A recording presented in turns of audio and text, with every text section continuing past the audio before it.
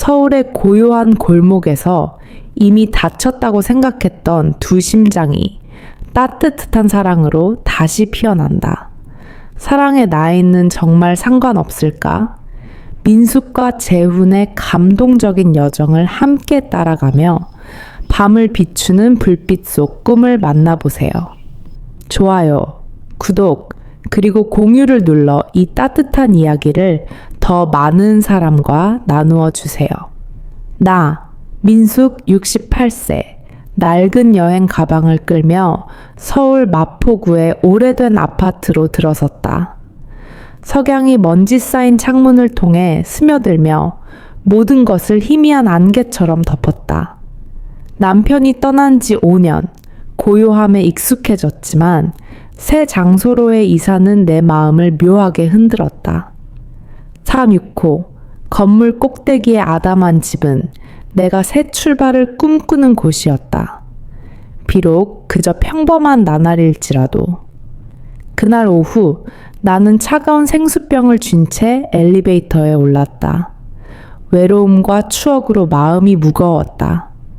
삐걱거리는 엘리베이터 문이 열리자 초록색 재활용 쓰레기 봉투를 든 남자가 서 있었다.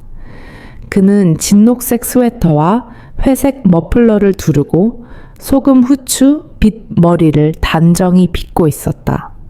소박하면서도 깔끔한 모습이었다. 안녕하세요. 그가 말했다. 목소리는 홍대의 작은 골목을 스치는 겨울바람처럼 따뜻했다. 저는 삼서육에 사는 재훈입니다. 이곳에 오신 걸 환영해요. 소음이 있거나 도움이 필요하면 언제든 말해주세요. 그의 미소는 짧았지만 엘리베이터의 흐릿한 불빛 속에서 포장마차 앞 붉은 등불처럼 빛났다. 나는 어색하게 고개를 끄덕이며 대답했다. 고맙습니다. 저는 살아서기 위코 민숙이에요. 그의 눈빛은 친절했지만 말하지 않은 이야기를 품은 듯한 은은한 슬픔이 담겨 있었다. 내 마음이 이유 없이 흔들렸다. 엘리베이터가 느릿느릿 층을 오르며 그 짧은 순간이 길게 느껴졌다. 나는 그를 힐끗 보았다. 그의 마른 손은 쓰레기 봉투를 단단히 쥐고 있었다. 3069에서 문이 열리자 그는 밖으로 나서며 다시 미소를 지었다. 마포구, 마음에 드실 거예요. 이곳은 참 평화롭죠. 엘리베이터 문이 닫히고 나는 홀로 남았다. 머릿속은 그의 미소로 어지러웠다. 그 미소는 남편이 한강변을 산책하며 내게 보내던 다정한 눈빛을 떠올리게 했다. 나는 스스로에게 말했다. 그냥 스쳐 지나가는 순간일 뿐이라고. 하지만 마음 한구석에서 낯선 감정이 스며들었다. 마치 건물 밖 은행나무를 흔드는 초겨울 바람처럼. 나는 몰랐다. 그 순간이 앞으로의 외로운 나날에 싹을 틔울 작은 씨앗이 될 줄은.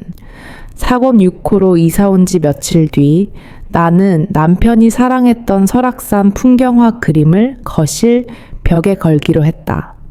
안개 낀 삼봉우리와 푸른 소나무 숲이 담긴 그림은 우리 결혼 20주년 기념 선물이었다. 이 그림을 걸면 텅 빈 아파트가 조금 덜 허전할 것 같았다. 낡은 추억을 새 삶에 녹여 넣는 기분이었다. 하지만 떨리는 손은 망치를 제대로 잡지 못했고 못들은 나무 바닥에 툭툭 떨어져 날카로운 소리를 냈다. 멍하니 구부러진 못들을 바라보며 무력감을 느꼈다. 그때 따뜻한 미소를 지녔던 3069의 재훈이 떠올랐다. 망설이다 계단을 내려가 3069 앞에 섰다. 심호흡을 하고 문을 두드리자 재훈이 문을 열었다. 여전히 진녹색 스웨터에 얇은 회색 조끼를 걸친 모습이었다. 그는 부드러운 눈빛으로 물었다. 안녕, 민숙씨. 무슨 일이시죠? 나는 쑥스러워하며 옷깃을 만지작거렸다. 그림을 걸려고 하는데 못을 못 받겠어요. 도와주실 수 있을까요? 재훈은 미소를 지으며 고개를 끄덕였다. 물론이죠. 망치 가져올게요. 그는 낡은 망치와 새 못 몇 개를 들고 나와 함께 406호로 올라갔다. 복도에 울리는 우리의 발소리만이 고요를 깼다. 내 아파트에서 AGI. 재훈은 벽 앞에 서서 연필로 위치를 꼼꼼히 표시했다. 망치질을 시작하며 리드미컬한 소리가 울렸다. 마치 오래된 노래 같았다. 그런데 망치를 너무 세게 휘두른 순간 그가 살짝 휘청이며 균형을 잡으려 내 허리를 스쳤다. 짧은 순간이었지만 그의 손의 따뜻함이 얇은 스웨터를 뚫고 전해졌다. 심장이 쿵쾅거렸다. 이런 가까움은 얼마나 오랜만인가. 숨이 멎는 것 같았다. 재훈은 눈치채지 못한 듯 다시 못을 박았다. 하지만 나는 그 느낌을 떨쳐낼 수 없었다. 그의 손의 온기는 가을바람 같았고 오랫동안 잠들어 있던 내 마음 한구석을 흔들었다. 그림이 반듯하게 걸리자 그는 이마에 땀을 닦으며 말했다. 다 됐어요, 민숙 씨. 멋진 그림이네요. 설악산이죠? 나는 당황한 마음을 감추며 고개를 끄덕였다. 고맙습니다, 재훈 씨. 혹시 보리차 한 잔 드실래요? 그는 잠시 망설이다 미소 지었다. 그럼 거절하지 않겠습니다. 우리는 작은 나무 탁자에 마주 앉아 뜨거운 보리차를 마셨다. 은은한 향이 방을 채웠다. 그의 얼굴을 보며 방금 그 순간이 나만 느낀 것인지 아니면 그의 심장도 살짝 뛰었는지 궁금했다. 재훈이 그림을 걸어준 이후 마포구 아파트에서 그와의 우연한 만남이 내게 기대가 되었다. 어느 날 복도에서 만난 그는 망원시장에서 사온 채소가 든 비닐봉지를 들고 있었다. 민숙 씨, 잘 지내세요? 그의 눈빛이 반짝이며 묻자 나는 미소 지으며 오래된 멜로디를 찾은 듯한 기분을 느꼈다. 짧은 인사였지만 매일이 기다려졌다. 어느 서늘한 아침 창가에 작은 난초에 물을 주던 중 초인종이 울렸다. 문을 열자 재훈이 연분홍 카네이션 화분을 들고 서 있었다. 뿌리엔 아직 촉촉한 흙이 묻어 있었다. 꽃시장에서 이걸 보니 민숙 씨 창문에 어울릴 것 같아서요. 그가 담담히 말했지만 눈빛은 선물을 자랑하는 아이 같았다. 화분을 받으며 그의 손이 내 손에 스쳤고 또다시 그 따뜻함에 심장이 살짝 뛰었다. 고마워요, 재훈 씨. 정말 예뻐요. 나는 미소를 감추려 애쓰며 대답했다. 그날 이후 우리는 작은 순간들을 나누기 시작했다. 어느 날 재훈은 직접 만든 떡을 가져왔다. 참기시 고소한 향을 뿜었다. 내 아파트의 작은 나무 탁자에 앉아 떡을 나누며 보리차를 마셨다. 남편과 함께 쓰던 낡은 라디오에선 트로트 음악이 흘렀다. 민숙 씨, 목포의 눈물 좋아하세요? 재훈이 리듬을 타며 물었다. 나는 고개를 끄덕이며 남편이 미역국을 끓이며 흥얼거리던 그 노래를 떠올렸다. 가을 오후 재훈은 여의도 공원으로 산책을 가자고 했다. 은행나무가 노랗게 물든 길을 천천히 걸으며 가을 바람은 낙엽과 길가 붕어빵 가게의 향을 실어왔다. 재훈은 목재 공방에서 일하던 시절 톱질로 굳은 살이 박인 손에 남은 희미한 흉터를 보여주었다. 나는 남편을 위해 아침마다 도시락을 준비하던 이야기를 들려주었다. 평범한 이야기들은 퍼즐 조각처럼 우리를 이어주었다. 재훈을 만날 때마다 묘한 친밀감이 생겼다. 젊은 날에 불타는 사랑은 아니었지만 겨울 난로의 작은 불꽃 같은 따스함이었다. 어느 날 엘리베이터를 기다리며 그는 서울 밤하늘의 밝은 별을 가리켰다. 민숙 씨, 별 하나하나가 아직 풀리지 않은 이야기라고 믿으시나요? 나는 그의 눈을 보며 우리의 이야기도 이렇게 평범한 나날 속에서 쓰이고 있다고 믿고 싶었다. 초겨울 아침 마포구의 골목을 스치는 찬바람 속에서 며칠째 재훈을 보지 못해 마음이 불안했다. 평소라면 이때쯤 재활용 쓰레기 봉투를 들거나 망원시장에서 사온 배추를 들고 나타났을 텐데 오늘 3검 6호 창문은 어두웠다. 불빛 하나 없었다. 나는 외투를 꽉 쥐고 서서 그가 괜찮으려는지 걱정했다. 결국 용기를 내 그의 집 문을 두드렸다. 심장은 처음 엘리베이터에서 그를 만났을 때처럼 쿵쾅거렸다. 재훈이 문을 열었다. 얼굴은 창백했고 소금 후추 빈 머리는 흐트러져 있었다. 회색 스웨터는 헐렁했다.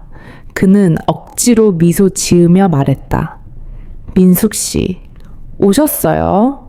그냥 좀 피곤해서요. 목소리는 쉰 채로 말 한마디가 힘겨워 보였다. 탁자 위에는 관절염 약병과 식은 커피잔이 놓여 있었다. 밥은 드셨어요? 내가 묻자 그는 희미하게 웃으며 말했다. 아침에 계란 프라이 하나 먹었죠. 나는 망설이지 않고 그의 작은 부엌으로 들어갔다. 오래된 나무 냄새와 쌓인 책더미가 어우러진 공간은 따뜻하면서도 외로웠다. 내가 가져온 쌀과 멸치, 미역으로 뜨끈한 멸치죽을 끓였다. 고소한 향이 방 안의 냉기를 밀어냈다. 재훈은 탁자에 앉아 나를 바라보았다. 감사와 쑥스러움이 섞인 눈빛이었다. 죽 한 그릇을 앞에 놓자 그가 내 손을 가볍지만 단단히 잡았다.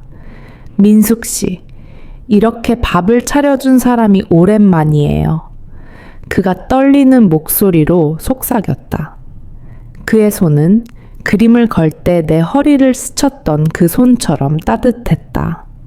나는 그의 옆에 앉았고 마음이 흔들렸다. 우리는 말없이 죽을 먹었다. 숟가락이 그릇에 부딪히는 소리와 창밖 바람 소리만 들렸다. 그가 밥을 다 먹자 나는 그릇을 치우려 일어났지만 그가 내 손을 잡아당겼다. 그의 눈빛은 깊었다. 민숙 씨, 조금만 더 있어요. 나는 말없이 고개를 끄덕였고 그는 나를 살짝 끌어안았다. 그의 품에 온기는 서울의 겨울을 녹이는 난로 같았다. 그 순간 남편이 떠난 뒤 잠들어 있던 내 심장이 다시 뛰기 시작했다. 젊은 날의 뜨거운 사랑은 아니었지만 한강의 달빛 아래 잔잔히 흐르는 강물 같은 감정이었다. 우리는 손을 맞잡고 앉아 있었다. 말이 필요 없었다. 그의 마음도 열리고 있음을 느꼈다. 나 역시 다시 사랑하는 법을 배우고 있었다. 그 순간 나이 들어 느려진 우리라 해도 이 감정이 내 안에 잊혔던 부분을 깨우고 있음을 알았다. 주말 오후 마포구의 골목에 햇살이 희미해질 무렵 사악헌 6호 초인종이 울렸다. 나는 재훈과 점심을 먹은 뒤 그릇을 닦고 있었다. 매콤한 두부찌개와 내가 만든 김치를 나눠 먹은 터였다. 초인종 소리에 놀라 앞치마로 손을 닦으며 문을 열었다. 아들 상우가 망원시장에서 사온 과일 봉지를 들고 서 있었다. 엄마, 근처에서 회의하고 잠깐 들렀어요. 그가 말하며 방 안을 살폈다. 상우가 들어오자 그의 눈길이 탁자, 위 따뜻한 보리차 2장과 떡 접시에 멈췄다. 엄마, 누가 왔었어요? 그의 목소리에 의심이 섞여 있었다. 나는 침착히 미소 지었다. 응, 삼감 6호 재훈씨. 자주 와서 자잘한 일을 도와줘. 하지만 상우의 눈빛은 누그러지지 않았다. 그는 앉아서 봉지 속 사과를 만지작거리며 말했다. 엄마, 조심하세요. 이 나이에 감정에 휩싸이면 안 되죠. 그냥 엄마 걱정돼서요. 그 말은 바늘처럼 내 마음을 찔렀다. 상우를 보니 어린 시절 두려워할 때 나를 꼭 안던 그 아이가 떠올랐다. 이제 40세의 가장이 된 상우는 여전히 나를 보호해야 한다고 여겼다. 나는 심호흡을 하며 단호히 말했다. 상우야, 엄마도 사람이야. 오랫동안 혼자였어. 재훈 씨는 좋은 사람이야. 엄마도 이 나이에 행복할 권리가 있어. 상우는 말없이 나를 보았다. 걱정과 이해하려는 마음이 뒤섞인 눈빛이었다. 나는 봉지에서 사과를 꺼내 얇게 깎았다. 얇은 껍질이 추억처럼 떨어졌다. 엄마는 재훈 씨와 큰 약속을 한 것도 아니야. 내가 말을 이었다. 그저 작은 순간들, 차를 마시고 산책하고 음악을 함께 듣는 것, 그게 엄마를 살아있게 해. 상구는 고개를 살짝 끄덕였다. 알겠어요, 엄마. 근데 이 상황에 익숙해지려면 시간이 필요해요. 상구가 떠난 뒤 나는 창가에 앉아 은행나무 가지가 바람에 흔들리는 모습을 보았다. 재훈이 부엌에서 그릇을 닦다 나와 내 어깨에 손을 얹었다. 민숙 씨, 괜찮아요? 나는 돌아보며 미소 지었다. 괜찮아요. 그냥 엄마라면 누구나 자식이 자기 마음을 이해해 주길 바라죠. 재훈이 내 손을 잡았다. 그의 손의 온기는 서울 밤의 등불처럼 외로움을 녹였다.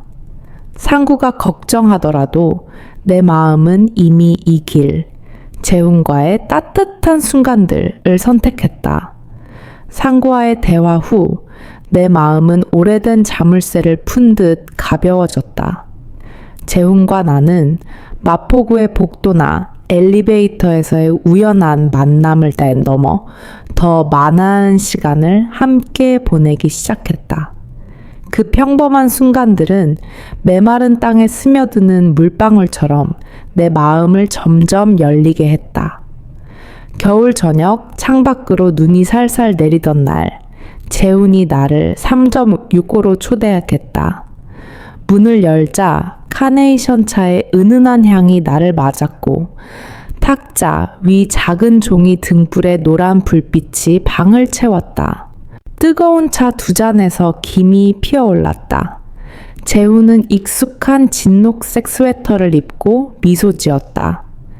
민숙 씨, 옛날 음악 한 곡 들어볼까요? 이미자 노래 좋아하세요?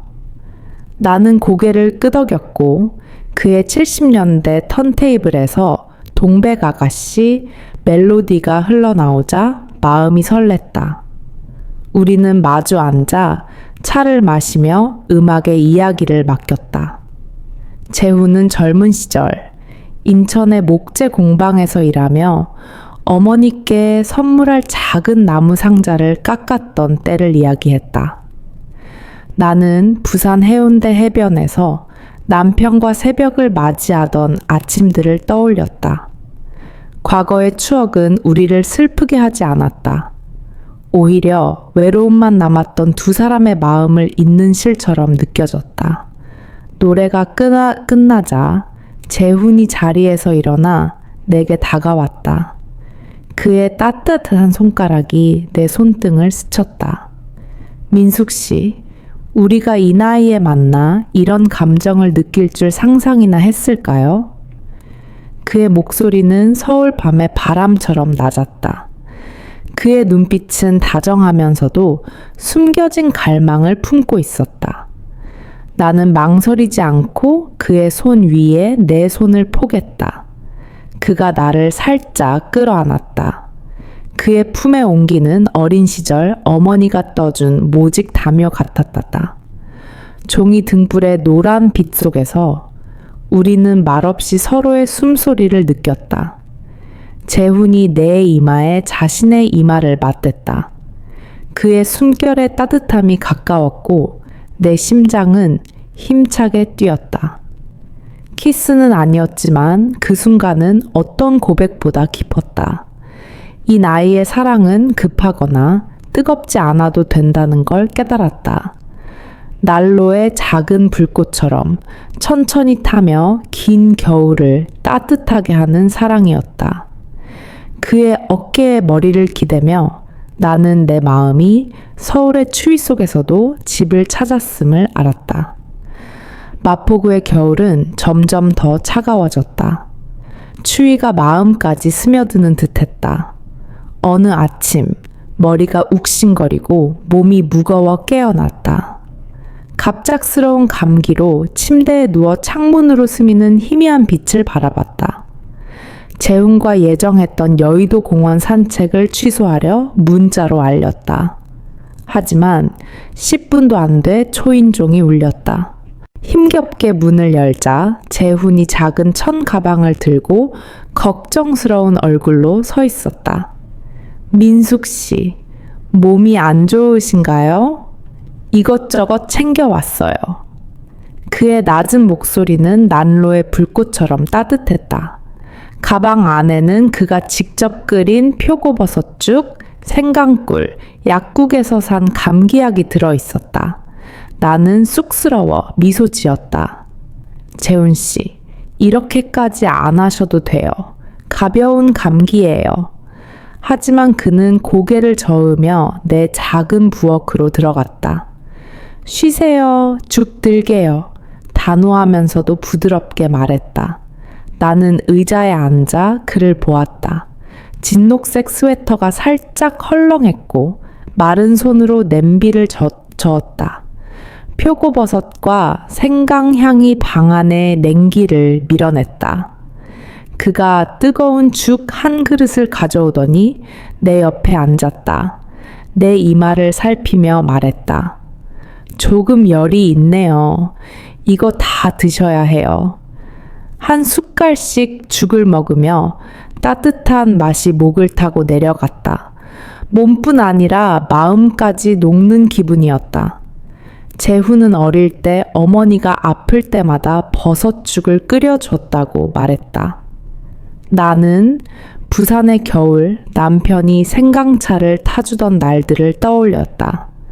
그 이야기들은 작은 다리처럼 우리를 더 가까이 이어주었다. 죽을 다 먹고 의자에 기대자 몸이 한결 가벼웠다. 재훈은 소파에 얇은 담요를 가져와 내게 덮어주고 내 손을 잡았다. 그의 손가락이 단단히 얽혔다. 민숙 씨, 다시 아프지 마세요. 제가 걱정돼요. 그의 깊은 눈빛은 한강의 야경처럼 반짝였다. 나는 미소 지으며 그의 손을 살짝 쥐었다. 고마워요, 재훈 씨. 이렇게 돌봐준 사람 오랜만이에요.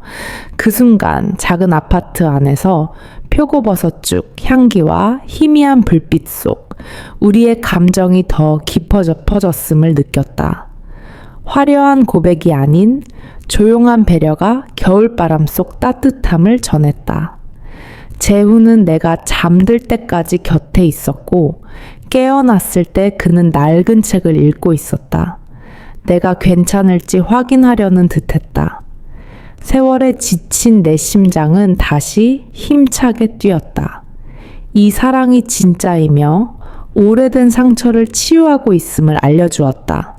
마포구의 겨울은 잔잔히 흘렀다. 좁은 골목 위로 눈송이가 천천히 떨어졌다. 재훈과의 순간들을 나누며 나는 새로운 평온함을 느꼈다. 마치 인생이라는 강물 속에서 정박할 곳을 찾은 기분이었다. 우리는 거창한 약속으로 미래를 말하지 않았다. 하지만 함께하는 매일이 조용한 맹세 같았다. 소박한 행동들로 엮인 맹세였다. 어느 오후 여의도 공원의 은행나무가 석양에 노랗게 물들었을 때 재훈과 나는 함께 산책했다. 그는 긴 모직 코트를 입고 주머니에 손을 찔러 넣은 채 차가운 공기 속에서 입김을 내뿜었다. 민숙 씨, 우리가 이렇게 함께 걸을 줄 상상했나요? 그의 목소리는 안개 낀 새벽의 사찰 종소리 같았다. 나는 그의 옆에서 천천히 걸으며 미소 지었다. 아니요, 재훈 씨. 하지만 지금은 이게 내가 가장 원하는 거라 느껴요. 우리는 나무 벤치에 멈춰 앉아 도와주면 뻔맞자 도시의 집 불빛 아래 반짝이는 한강을 바라보았다. 재우는 코트 주머니에서 작은 나무 상자를 꺼냈다. 표면에는 카네이션 꽃이 정교히 새겨져 있었다. 그가 공방에서 만든 작품이었다. 오래전에 만들었는데 나만 간직하려 했어요. 하지만 이제 민숙 씨께 주고 싶어요. 그가 말하며 상자를 내 손에 쥐어주었다. 열어보니 부드러운 청록색 비단 손수건이 들어있었다. 가을 바람처럼 부드러웠다. 따뜻하게 하세요. 그가 속삭였다. 그의 눈빛은 달빛처럼 다정했다. 나는 나무 상자를 꼭 쥐었다. 그의 손의 온기가 나무에 남아 있었다. 재훈 씨, 우리 결혼식이나 맹세는 필요지요? 없죠? 이렇게 함께 있는 것만으로 충분해요. 내 목소리가 떨렸다. 그는 고개를 끄덕이며 내 손을 잡았다. 손가락이 서울 하늘 아래 얽힌 나뭇가지처럼 단단히 맞물렸다. 충분해요, 민숙 씨. 당신이 여기 나와 함께 있다면. 그가 대답했고 우리는 말없이 앉아 한강의 물소리가 우리의 이야기를 이어가게 했다. 그 후로 우리는 소박한 순간들 속에서 살았다. 매콤한 두부찌개를 함께 끓이고 라디오에서 트로트를 들으며 창밖으로 내리는 눈을 같이 바라보았다. 그 작은 순간들은 우리의 마음이 공유하는 집을 짓는 벽돌 같았다. 이 나이의 사랑은 화려하거나 시끄러울 필요가 없음을 깨달았다. 홍대의 작은 식당 앞 등불처럼 조용히 타며 겨울밤을 비추는 빛이었다. 재훈과 나는 이 길을 택했다. 이름 없는 동행, 서로의 존재만으로 충분한 길이었다. 마포구의 겨울은 차가운 바람을 동반하며 지나갔다. 하지만 재훈과의 순간들은 따뜻함으로 가득했다. 엘레바토에서의 짧은 만남부터 종이 등불 아래 함께한 저녁까지 우리의 여정을 돌아보며 나는 사랑이 나이나 시간에 얽매이지 않음을 깨달았다. 한강처럼 겨울의 매서움 속에서도 조용히 그러나 생명력 있게 흐르는 사랑이었다. 눈이 더 두껍게 내리던 어느 밤, 재훈과 나는 4,6호 창가에 서서 포장마차에 반짝이는 불빛이 비추는 골목을 내려다보았다. 그가 내 손을 잡았다. 그의 손의 온기는 작은 불꽃 같았고 추위를 녹였다. 민숙 씨, 그의 목소리는 강변에 부딪히는 파도 같았다. 당신 덕에 이 나이에도 삶이 살아갈 만한 가치가 있음을 느껴요. 그의 눈을 보니 다정한 뿐 아니라 앞으로의 날들에 대한 강한 믿음이 담겨 있었다. 재훈 씨, 당신은 내 심장이 아직도 힘차게 뛸 수 있음을 알려줬어요. 내가 떨리는 목소리로 대답했다. 우리는 화려한 약속이나 결혼식이 필요 없었다. 우리의 사랑은 작은 것들로 쌓였다. 카네이션 차 한 잔, 낡은 라디오에서 흘러나오는 트로트, 겨울밤의 가벼운 포옹, 부엌에서 사과를 깎으며 주고받는 눈빛. 그 순간들은 눈송이처럼 연약해 보였지만 모이면 하얗고 아름다운 겨울을 만들었다. 이 이야기를 쓰는 지금 재훈과 나는 서울의 은행나무 낙엽이 깔린 길을 천천히 그러나 확고히 걷고 있다. 매일 아침 우리는 보리차를 끓이고 빗소리나 창밖 새소리를 듣는다. 미래가 무엇을 가져올지 모르지만 재훈이 곁에 있다면 매일이 선물임을 안다. 나는 배웠다. 사랑은 불타는 심장을 가진 젊은이만의 것이 아니다. 20세든 68세든 마음을 열 용기가 있는 이에게 주어지는 선물이다. 이 이야기를 읽는 당신에게 전하고 싶다. 사랑을 두려워 말고 늦었다라고 생각하지 마세요. 홍대 포장마차 앞 등불처럼 사랑은 긴 겨울밤도 비출 수 있다. 은행나무 아래 손잡고 미소 짓는 나이 든 커플을 보면 어쩌면 그건 우리 민숙과 재훈일지도 모른다. 우리의 이야기를 계속 써내려가는 중이다. 제 이야기를 따라와 주셔서 감사합니다. 이 늦은 사랑의 메시지를 더 많은 이에게 전하기 위해 좋아요, 구독, 공유를 잊지 말아 주세요.